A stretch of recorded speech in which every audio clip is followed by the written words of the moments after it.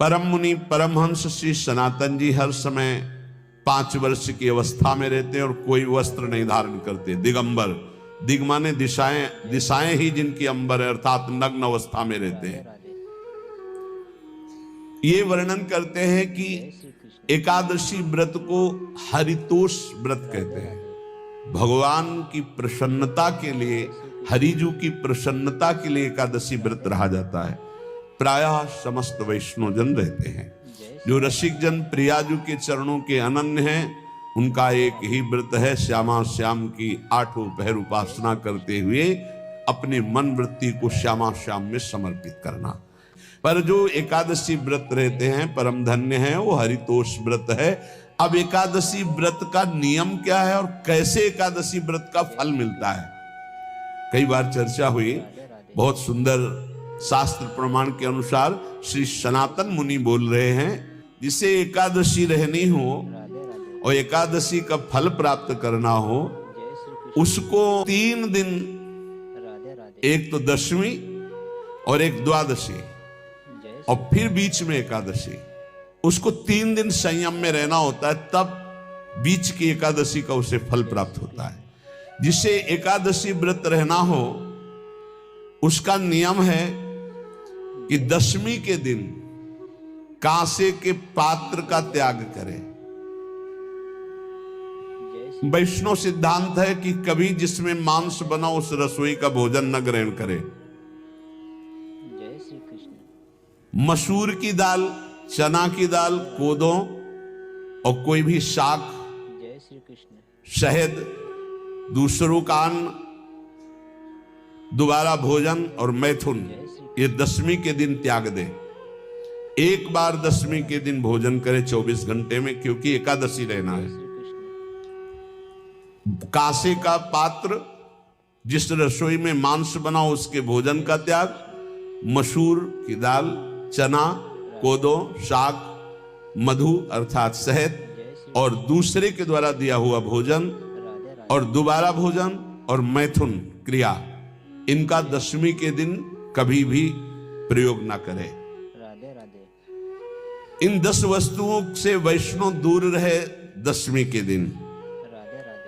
फिर एकादशी के व्रत में,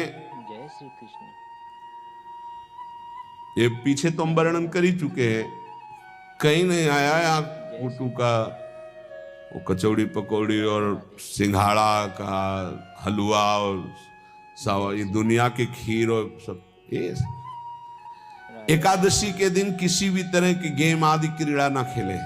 जैसे अब आज व्रत है तो बैठे हैं अपना मोबाइल में गेम खेल रहे हैं, ऐसा कोई भी क्रीड़ा नहीं, द्यूत क्रीड़ा, किसी भी तरह का गेम, ये सब खेल नहीं। एकादशी के दिन उपासक को चाहिए कि वो किसी भी तरह की क्रीड़ा, मनोरंजन बिल्कुल नहीं, नींद नहीं लेनी उसको, न दिन में न रात में। एकादशी व्रत, और प्रायः पुराने महापुरुषों ने ऐसा किया है। रामदास जी डाकोर के रात में जाते थे,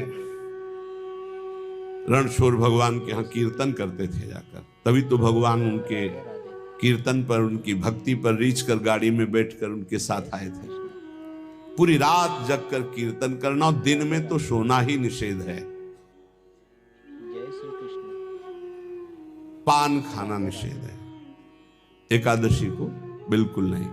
जो व्रत रह रहे, वृक्ष से तोड़कर जो दतून की जाती है एकादशी के दिन नहीं। दूसरे की निंदा करना, चर्चा करना नहीं, अर्थात अधिकतर मौन व्रत धारण करे एकादशी के दिन। चुगली करना, कोई चोरी करना, वाणी से, शरीर से, मन से किसी को दुख पहुंचाना, भोग करना, मैथुन करना, किसी के ऊपर गुस्सा करना, झूठ बोलना, एकादशी के दिन ये नहीं करना चाहिए। एकादशी को एक बार कुछ फलाहार शुद्ध, अगर आपके पास कोई व्यवस्था नहीं तो थोड़ा दूध है, जल है, ऐसे आप लेकर, या थोड़ा सा फल ले लें, थोड़ा सा फल लेकर के प्राण पोषण, एक दिन में मर नहीं जाओगे। कितने तो निर्जला एकादशी रहते हैं, हर एकादशी निर्जला। पूज्य श्री मथुरा दास जी निर्जला ही रहते थे हर एकादशी। चलो भैया आपकी सामर्थ्य नहीं तो जल 2-4 बार ले लो, एक बार थोड़ा सा दूध और फल ले लो, चल जाएगा काम, प्राणों का पोषण हो जाएगा। ये आचरण न करे, एक बार जय श्री कृष्ण कुछ आहार ले ले, वो भी शुद्ध भगवद अर्पित प्रसाद। फिर द्वादशी को कांस के पात्र में द्वादशी को भी भोजन न पावे। जिस रसोई में मांस बनाओ उसमें आहार न ले, किसी भी तरह का नशा द्वादशी को न करे, शहद न पाए, तेल के बने पदार्थ न पाए, मिथ्या भाषण न करे और बहुत शरीर का व्यायाम न करे, बहुत थकावट वाले कार्य न करे, दोबारा भोजन न करे। एक बार द्वादशी को भी भोजन पवित्र, मैथुन न करे, जिसका स्पर्श नहीं किया जाता है ऐसे पदार्थों का स्पर्श न करे, और मसूर की दाल न खाए। द्वादशी को जो इन नियमों का पालन करता है, दशमी द्वादशी ऐसे और एकादशी ऐसे, तब उसे एकादशी व्रत का फल प्राप्त होता है। जय श्री कृष्ण। उपासक को चाहिए राधे राधे कि इन नियमों से व्रत का अनुष्ठान करे, मनमानी आचरण न करे। सबसे प्रार्थना जो एकादशी रहते हो, हरितोष व्रत इसे कहते हैं, भगवान की प्रसन्नता के लिए रहा जाता है, रहना चाहिए, जो अपनी आचार्य परंपरा में हैं जैसे, जिनका सिद्धांत है। पर रहने का सिद्धांत ये श्री सनत कुमार जी वर्णन, श्री सनक जी महाराज, ये सनत कुमार जी वर्णन की। सनक जी महाराज कह रहे हैं, यदि भगवान का आश्रय नहीं, सत्संग नहीं है, तो इन 4 में से एक हो तो नाश कर देता, फिर चारों हो तो सर्वनाश हो जाता है। यदि सत्संग नहीं है, यदि भगवद आश्रय नहीं है, खूब धन हो, जवान अवस्था हो, और बढ़िया पद मिला हो, प्रभुत्व चलता हो और अज्ञान हो, फिर क्या कह रहा है? बोले ये चारों जहां मौजूद होते हैं वहां सर्वनाश का खेल शुरू हो जाता है। अगर इनमें से एक हो तो सर्वनाश करने में पर्याप्त है, और अगर चारों हो तो फिर क्या कहना है?